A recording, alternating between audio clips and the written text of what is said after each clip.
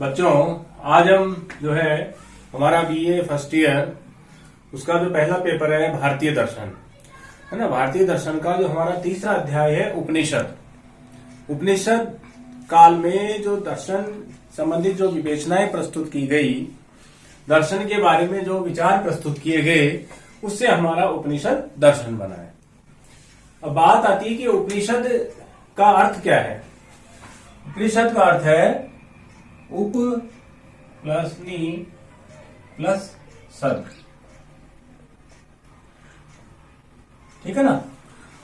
उप प्लस नि प्लस सद अर्थात गुरु के समीप निष्ठा पूर्वक बैठकर जो रहस्यमय ज्ञान प्राप्त किया जाता था, वो उपनिषद का जो है अध्ययन है। कि गुरु के पास में निष्ठा से बैठ करके जो रहस्यमय ज्ञान इस जगत का, इस ब्रह्मांड का जो रहस्यमय ज्ञान प्राप्त किया जाता था, वो उपनिषद के अंतर्गत आता था। ठीक है। उपनिषद वैदिक साहित्य का वह भाग है जिसमें जीवन और जगत के रहस्यों का विवेचन है ना। जिसमें जीवन से संबंधित और जगत के बारे में विभिन्न प्रकार के रहस्यमय बातों का विवेचन मिलता है। उपनिषद वास्तव में देखा जाए तो ये वेदों का ही गूढ़ रहस्य है कि वेदों में जो बातें हैं उनका विकास हम उपनिषदों में जाकर के देखते हैं। अतः इन्हें वेदोपनिषद क्या कहते हैं?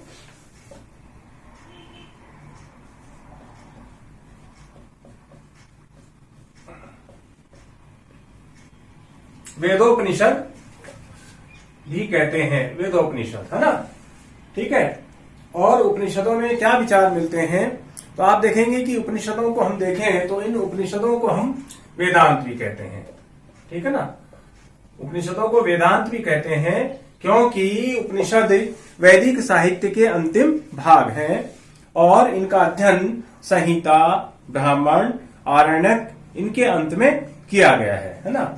लास्ट में, सबसे लास्ट में वेदों के अंत में इनका अध्ययन किया जाता है। संहिता, ब्राह्मण, आरण्यकों के अध्ययन के पश्चात उपनिषदों को हम पढ़ते हैं और वैदिक ज्ञान के लक्ष्य की पूर्ति अर्थात परम पुरुषार्थ की पूर्ति उपनिषदों के अध्ययन के द्वारा होती है। परम पुरुषार्थ, ठीक है ना। वेदों के अंत में इनका अध्ययन है ना। ठीक है ना। अध्ययन और परम पुरुषार्थ मोक्ष। परम पुरुषार्थ क्या है? मोक्ष की जो है प्राप्ति, उसका इसमें विवेचन मिलता है। और उपनिषदों के जो है सर्वाधिक जो प्रासंगिकता है वो जीवन के अंतिम भाग में, अर्थात जब व्यक्ति मुक्ति की प्राप्ति करना चाहता है तब हम उपनिषदों को पढ़ते हैं, उपनिषदों का अध्ययन करते हैं। क्लियर? ये तो था उपनिषदों का एक छोटा परिचय। अब हम चर्चा करेंगे उपनिषदों के ब्रह्म संबंधी विचार। देखिए, ब्रह्म जो है वो व्रय धातु से बना है, जिसका अर्थ है वृद्धि या विस्तार। ठीक है। और उपनिषदों में ब्रह्म के लिए जो उपनिषद हैं, इनमें ब्रह्म के लिए जो शब्द का प्रयोग किया गया है वो है सत्यम ज्ञानम अनंतम ब्रह्म। सत्यम ज्ञानंतम अनंतम ब्रह्म। कि ब्रह्म क्या है? सत्य है, ज्ञान है और अनंत स्वरूप है। कि ब्रह्म के स्वरूप को हम भांत नहीं सकते, उसका स्वरूप अनंत है और वो वास्तव में क्या है? ज्ञान स्वरूप है। तो उपनिषदों में जो परम सत्ता है, जो हम ईश्वर की बात करते हैं, उपनिषदों में उस परम सत्ता को क्या कहा गया है? ब्रह्म कहा गया है। ठीक है ना। तो ब्रह्म जो है उसके स्वरूप का पूरा वर्णन करना कठिन है, क्योंकि ब्रह्म से जितने भी पदार्थ उत्पन्न हुए हैं तथा जिसमें सभी विलीन हो जाते हैं तथा जिस पर सभी पदार्थों का अस्तित्व व परिचालन संभव है, वो है ब्रह्म।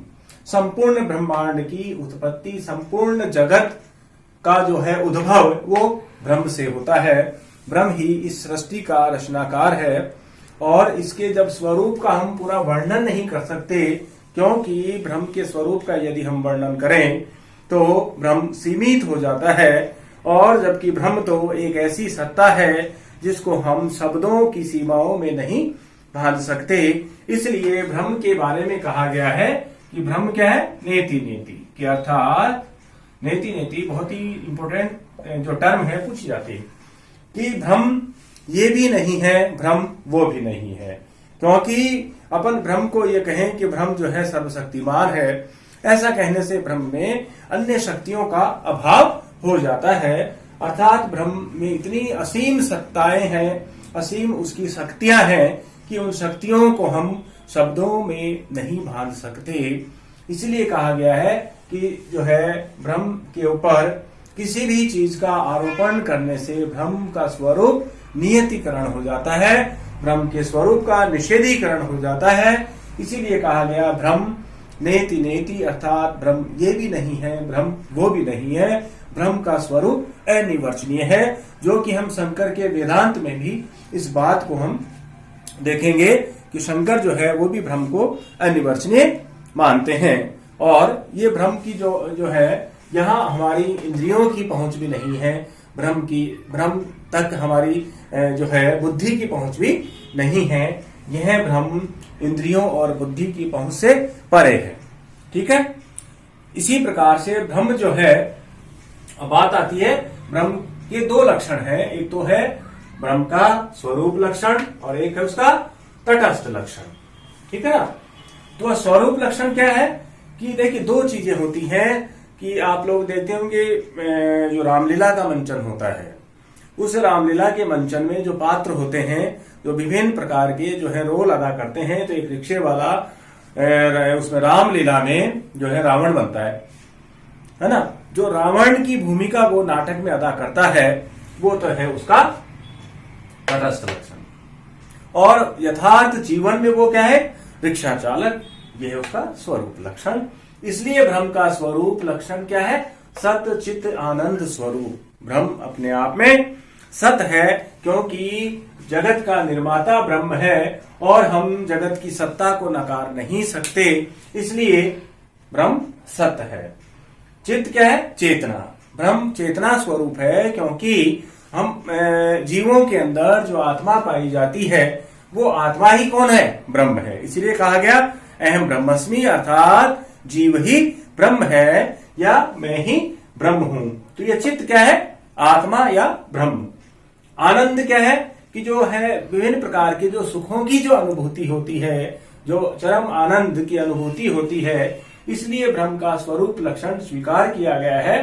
सत चित और आनंद स्वरूप, ये तीनों ही लक्षण सत चित और आनंद ये ब्रह्म में हमेशा विद्यमान रहते हैं, इसलिए इन तीनों को इसका स्वरूप लक्षण स्वीकार किया गया है।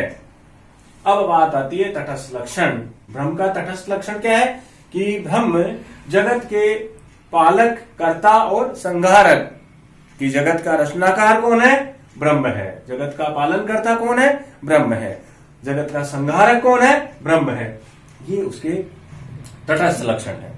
ठीक है, जन्माद यस्य यते, जगत के जन्म देने के स्वरूप में, जगत के पालन के स्वरूप में, जगत के संहार के रूप में जो है ब्रह्म, उसका तटस्थ लक्षण स्वीकार किए गए हैं।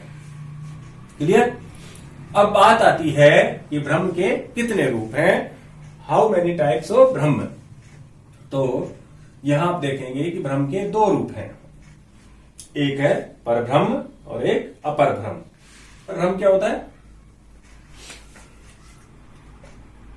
पर ब्रह्म है कि ब्रह्म का जो निर्विशेष रूप है, जो निष्प्रपंच रूप है, ब्रह्म का जो निर्गुण स्वरूप है, निर्विशेष, जिसकी विशेषताएं ना हो, ऐसा रूप पर ब्रह्म है। और अपर ब्रह्म क्या है कि जिसमें सविशेषताएं हो, सप्रपंच हो, है ना, विषय युक्त हो, जिसका कोई स्वरूप हो, ऐसा ब्रह्म अपर ब्रह्म है। इसको कहते हैं पर ब्रह्म को निर्गुण ब्रह्म, और अपर ब्रह्म को कहते हैं सगुण ब्रह्म। अर्थात पर ब्रह्म में किसी भी प्रकार के गुणों की हम कल्पना नहीं करते, वो जो है ज्ञानी पुरुषों की पहुंच पर है पर ब्रह्म, हर कोई यहां तक नहीं पहुंच पाता। ऋषि मुनि संत ज्ञानी इस पर ब्रह्म की अनुभूति करते हैं, और अपर ब्रह्म इस जगत के निर्माण के लिए, जगत के संचालन के लिए एक गुणों से युक्त ब्रह्म की कल्पना है और ऐसा सगुण ब्रह्म ही अपर ब्रह्म कहलाता है। तो आप याद रखिए, पर ब्रह्म का मतलब है निर्गुण, निर्गुण ब्रह्म। ठीक है, अपर ब्रह्म का मतलब क्या है? सगुण ब्रह्म। ठीक है, तो ये आपको याद रखना है। पर ब्रह्म का मतलब निर्गुण ब्रह्म और अपर ब्रह्म का मतलब सगुण ब्रह्म की गुणों से युक्त। आप देखेंगे कि रामानुज तो जो है वो सगुण ब्रह्म को ही स्वीकार करते हैं। ठीक है ना। अब आगे हम आते हैं, जो है यहां पर आते हैं आत्मा संबंधी विचारों के ऊपर कि उपनिषदों में आत्मा के बारे में क्या विचार प्रस्तुत किए गए हैं। ठीक है ना। तो आत्मा क्या है कि आत्मा शुद्ध ज्ञान स्वरूप है और यह कभी ज्ञान का विषय नहीं बन सकती, क्योंकि आत्मा तो स्वयं ज्ञान प्राप्त करने वाली चेतन सत्ता है। दूसरा, आत्मा का कभी जो है अस्तित्व के ऊपर प्रश्न चिन्ह नहीं लगाया जा सकता, आत्मा के ऊपर संदेह नहीं किया जा सकता, क्योंकि संदेह कौन करेगा? जिसमें जीव है, जिसमें चेतना है। इसलिए आत्मा की सत्ता तो हमें निर्विवाद स्वीकार करनी ही पड़ेगी। इसलिए कहा है कि आत्मा की सत्ता असंदिग्ध है, क्योंकि संदेह करते समय भी हमें अपनी आत्मा के अस्तित्व को पहले मानना पड़ेगा, उसके बाद ही हम किसी विषय के ऊपर, किसी वस्तु के ऊपर संदेह कर सकते हैं। फिर आगे कहा गया कि आत्मा सच्चिदानंद है, क्योंकि आत्मा शुद्ध चेतना है तथा आत्मा ही संपूर्ण आनंद का मूल स्रोत है। और आत्मा सत है, क्योंकि आत्मा के अस्तित्व निर्विवाद है, उसके अस्तित्व पर हम जो है संदेह नहीं कर सकते। क्लियर? ये तो है आत्मा के बारे में उपनिषदों में। और फिर बाद में चर्चा आती है कि आत्मा की 4 अवस्थाएं बताई गई है, 4 स्टेट्स ऑफ सोल। पहली अवस्था आत्मा की जागृत अवस्था, कि जब ये जो जागृत अवस्था है, जब हम इसमें जगत का जो अनुभव करते हैं, हमारी इंद्रियों के द्वारा जो हम विषयों का ज्ञान प्राप्त करते हैं, वो है आत्मा की जागृत अवस्था। ठीक है ना। भारी विषयों का अनुभव करते हैं, यहाँ पर हमारा मन भी सक्रिय रहता है इस जागृत अवस्था में। स्वप्न अवस्था, इस अवस्था में हमारी इंद्रियां तो सो जाती हैं, लेकिन मन जागता है। इसीलिए हमें सोने से उठने पर, जागने पर हमें अनुभव होता है कि मैं खूब सोया। ये खूब सोया की अनुभव कौन देता है? मन देता है। सुषुप्त अवस्था कौन सी अवस्था है? सुषुप्त अवस्था में हमारी जो है इंद्रियों के साथ साथ जो मन जागृत था, वो मन भी यहाँ सुषुप्त अवस्था में सो जाता है, चिर निद्रा में लीन हो जाता है। और चौथी जो अवस्था है तुरीय अवस्था, यह आत्मा की सर्वोच्च अवस्था, सर्वोत्तम अवस्था, और यह जो है आत्मा के वास्तविक स्वरूप का ज्ञान है और यह गूढ़ रहस्य में अवस्था है। और इस अवस्था में आत्मा का ब्रह्म के साथ में एकाकार हो जाता है। तो ये तुरीय जो अवस्था है, ये आत्मा की सर्वोत्तम, आत्मा की श्रेष्ठतम और आत्मा की सर्वोच्च अवस्था, ये तुरीय अवस्था है। क्लियर? तो ये आत्मा की 4 अवस्थाएं, जागृत अवस्था कि जहां पर हम अपनी इंद्रियों के द्वारा बाहरी जगत का अनुभव प्राप्त करते हैं। इंद्रियां भी हैं और भारी विषयों का हमें ज्ञान भी प्राप्त होता है इस जागृत अवस्था में। स्वप्न अवस्था कौन सी है? स्वप्न अवस्था में हमारी इंद्रियां सो जाती हैं। इंद्रियां जो है वो सोने की अवस्था में आप देखें तो हमारा आंख, नाक, कान, हाथ, मुख, ये किसी प्रकार का कोई काम नहीं करते, लेकिन मन जो है वो जागृत रहता है। इसलिए हमें सोने से जागने पर पता चलता है कि मैं खूब सोया और मुझे अच्छी नींद आई। तो यहाँ स्वप्न में मन जागता है, इंद्रियां सो जाती हैं। और सुषुप्त अवस्था में यहाँ पर मन भी सो जाता है, चिर निद्रा में चला जाता है। और तुरीय अवस्था, यह आत्मा के साक्षात्कार की अवस्था, ब्रह्म की जो है साक्षात्कार की अवस्था सबसे श्रेष्ठ और सर्वोत्तम अवस्था है। क्लियर?